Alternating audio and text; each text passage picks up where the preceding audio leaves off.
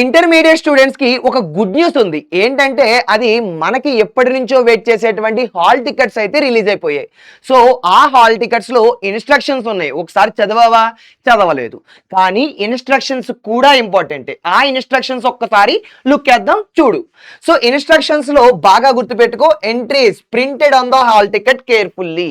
So hall ticket ఇచ్చిన వెంటనే ఏమేమి ఉన్నాయా అని చెక్ చేసుకోవడం కాదు, ఏ సెంటర్ పడిందని చెక్ చేయడం కాదు. దానికన్నా ముందు ఇచ్చినటువంటి డీటెయిల్స్ అన్నీ కూడా, అంటే నీ నేమ్ కరెక్ట్గా పడిందా, ఓకేనా. సో అందులో ఉండేటువంటి డీటెయిల్స్ అన్నీ కూడా పర్ఫెక్ట్గా 1 or 2 times చెక్ చేయి. అన్నీ కరెక్ట్గా ఉన్నాయి అనుకో, గొడవే లేదు. లేదు ఏదో నేమ్ మిస్టేక్ పడింది, వెంటనే నువ్వు ప్రిన్సిపల్ దగ్గరికి వెళ్ళిపో. ప్రిన్సిపల్ సార్ దగ్గరికి వెళ్ళిపోయి, సార్ నా నేమ్ మిస్టేక్ పడింది. అలాగే ఏ మిస్టేక్ పడినా వెంటనే ప్రిన్సిపల్ సార్కి ఇన్ఫార్మ్ చేయి, ఓకేనా. నీ ఫోటో పడలేదు, సో ఫోటో పడకపోయినా ఒకసారి వెళ్ళి ప్రిన్సిపల్ సార్ని కాంటాక్ట్ అవ్వు. సో హాల్ టికెట్ రిలేటెడ్లో నీకు ఏ చిన్న డౌట్ ఉన్నా కూడా వెంటనే వెళ్ళి, ఏ చిన్న మిస్టేక్ పడినా కూడా వెంటనే మీ ప్రిన్సిపల్ సార్ని దగ్గరికి వెళ్ళి కాంటాక్ట్ అవ్వు. అండ్ నువ్వు ఎగ్జామ్లోకి వెళ్ళిపోయావు. ఎగ్జామ్లోకి వెళ్ళిపోయిన తర్వాత రిజిస్టర్ నెంబరు నీకు చూసుకుంటే హాల్ టికెట్లో ఏ విధంగా ఉందో ఓఎంఆర్ దగ్గర కూడా అదే విధంగా ఉండాలి. సో అది జాగ్రత్తగా చూసుకో. అండ్ నీకు 15 minutesకి ముందే నువ్వు ఎగ్జామినేషన్ హాల్లో ఉండాలి. ఎగ్జామినేషన్ హాల్లో నీ సీటింగ్ ప్లేస్ ఉంటుంది కదా, ఆ సీటింగ్ ప్లేస్లో ఎగ్జామినేషన్ హాల్లో 15 minutes ముందే ఉండాలంట. ఓకే, ఉందాం. నెక్స్ట్, నీకు ఎగ్జామ్ కంప్లీట్ అయిపోయింది. ఫర్ ఎగ్జాంపుల్ 3 hours ఎగ్జామ్, నీకు 2 hours కంప్లీట్ అయిపోయింది. పంపిస్తారా అనుకుంటావేమో, పంపించరు. 3 hours ఖచ్చితంగానే ఉండాలి నువ్వు. సో 3 hours కంప్లీట్ అయిన తర్వాతే వెళ్ళాలి. ఇంకోటి గుర్తుపెట్టుకో, నువ్వు నీకు అయిపోయిన వెంటనే దిక్కులు చూడడం కాదురమ్మా.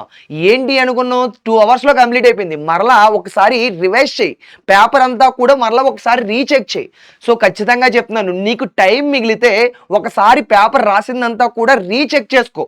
ఎక్కడైనా మిస్టేక్స్ ఉన్నా కూడా దొరుకుతాయి నీకు, ఓకేనా. ఏమైనా పాయింట్స్ అయితే రావచ్చు, అంతే తప్పించి కంప్లీట్ అయ్యేంత వరకు, టైం కంప్లీట్ అయ్యేంత వరకు నువ్వు బయటికి వెళ్ళకు, వాళ్ళు కూడా పంపించరు కూడా. ఓకే, ఇంకేంటంటే candidate should carry the hall ticket to the exam. మనకి ఎగ్జామినేషన్కి ఖచ్చితంగా హాల్ టికెట్ తీసుకెళ్లాలని అందరికీ తెలుసు. సో హాల్ టికెట్ తీసుకెళ్ళిపోతారు, ప్రాబ్లం ఏమీ ఉండదు. Candidate should receive the correct question paper. Question paper కరెక్ట్గా వచ్చిందా లేదా అనేది జాగ్రత్తగా చూసుకోవాలి. ఎందుకంటే కొంతమందికి ఇంగ్లీష్ మీడియం, తెలుగు మీడియం ఉందనుకో, కన్ఫ్యూజ్ అయిపోయి ఒకరికొకరికి వచ్చేస్తుంది. సో నీకు in case invigilator question paper తప్పించారనుకో, ఒకసారి వెళ్ళి సార్ నాకు క్వశ్చన్ పేపర్ తక్కువ వచ్చింది అని వెంటనే వెళ్ళి చెప్పు. అంతే తప్పించి కొద్దిగా టైం అయిపోయిన తర్వాత చెప్దాం అనుకున్నాం అనుకో, కుదరదు. సో నీకు వేరే బాటనీ ఇవ్వాల్సింది, జువాలజీ వచ్చింది, కెమిస్ట్రీ ఇవ్వాల్సింది, ఫిజిక్స్ ఏదో, అలాగా వేరే క్వశ్చన్ పేపర్ వస్తే ఒక్కసారి ఇన్ఫార్మ్ చేయి, ఓకేనా. సో తెలుగు పేపరు అంటే వేరే పేపర్స్ వస్తే ఒక్కసారి ఇన్ఫార్మ్ చేసుకోండి. And candidate should receive the correct question paper. And candidate should not right the names, register numbers on the answer booklet. Okay, నీకు ఒక ఆన్సర్ బుక్లెట్ ఇస్తాడు కదా, ఈ ఆన్సర్ బుక్లెట్ లో నీ పేరు ఎట్టి పరిస్థితుల్లోనూ కనబడకూడదు.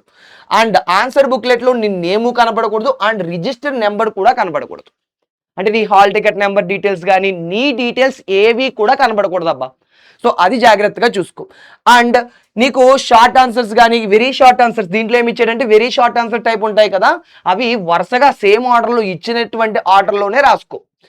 And strict silence should be maintained. అంటే నువ్వు ఖచ్చితంగా గోల చేస్తానికైతే కుదరదు, ఖచ్చితంగా సైలెంట్గానే రాసుకోవాలి. సో సైలెంట్గానే రాసుకుందాం, ఓకేనా. సో సైలెంట్గానే ఉండాలి, మొత్తం ఎగ్జామినేషన్ అయ్యేంత వరకు సైలెంట్గా ఉండాలి. అండ్ క్యాండిడేట్ ఇక్కడ చూడు ఎక్కడెక్కడగా మిస్టేక్స్ చేస్తారో. సో నువ్వు ఏదైనా పేపర్స్ తీసుకెళ్ళడం కానీ అలాంటివి ఏమీ చేయకూడదు. అంటే మనం ఏమంటాం, స్లిప్స్ అంటాం కదా, ఆ స్లిప్స్ గట్టా తీసుకురాకూడదు. అండ్ ప్యాడ్ల మీద కానీ ప్లాంక్ మీద కానీ, నువ్వు ప్లాంక్ తీసుకెళ్తావు, ప్లాంక్ తీసుకెళ్ళిన తర్వాత కొంతమంది రాసేస్తారు ప్లాంక్స్ మీద గట్ట, ఓకేనా, అలాంటివి జరగకూడదు. కాపీయింగ్ ఫ్రమ్ అదర్స్, పక్కోడి దాంట్లో చూసి రాయకూడదు. నెక్స్ట్ ఇలాగా సెల్ ఫోన్లు కానీ ఎలక్ట్రానిక్ గ్యాడ్జెట్స్ లైక్ కొంతమంది అయితే వాచెస్ కూడా ఎలవ్ చేయరమ్మా. వాచెస్, క్యాలిక్యులేటర్ వాచెస్ ఉంటాయి కదా, ఆ వాచెస్ కూడా ఎలవ్ చేయరు. సో జాగ్రత్తగా చూసుకోవాలి. అండ్ ఇంకేంటంటే నువ్వు ఇన్ కేస్ ఇలాంటివి ఏదైనా చేసావు అనుకో, అంటే కాపీ చేయడం కానీ స్లిప్స్ తీసుకెళ్ళడం కానీ ఇలా చేసి దొరికావు అనుకో, డిబార్ అయితే ఖచ్చితంగా చేసేస్తారంట, ఓకేనా. ఆ పాయింట్ ఇక్కడ మెన్షన్ చేశారు. And candidate should write the examination at the allotted centres only. అమ్మ ఈ పాయింట్ అనేది చాలా జాగ్రత్తగా చూసుకోవాలి. ఎందుకంటే కొన్ని ఎగ్జామ్ సెంటర్స్ ఎలా ఉంటాయి అనుకున్నాం, సిమిలర్ నేమ్స్తో ఉంటాయి. సో నువ్వు చాలా జాగ్రత్తగా ఉండాలి, ఓకేనా. సో సిమిలర్ నేమ్స్ ఉంటాయి కాబట్టి ఏది ఎగ్జామ్ హాల్ అనేది క్లారిటీగా చూసుకో, ఓకేనా. ఏది ఎగ్జామ్ సెంటర్ చాలా జాగ్రత్తగా చూసుకోవాలి, ఎందుకంటే కొన్ని సిమిలారిటీస్ ఉంటాయి. సేమ్ అటానమస్ అనే పేరు ఒకటి యాడ్ అయిందనుకో, అది వేరే కాలేజ్ అయిపోవచ్చు. సో చాలా జాగ్రత్తగా ఎగ్జామ్ సెంటర్ ఏది అనేది నువ్వు క్లారిటీగా చూసుకో, ఓకేనా.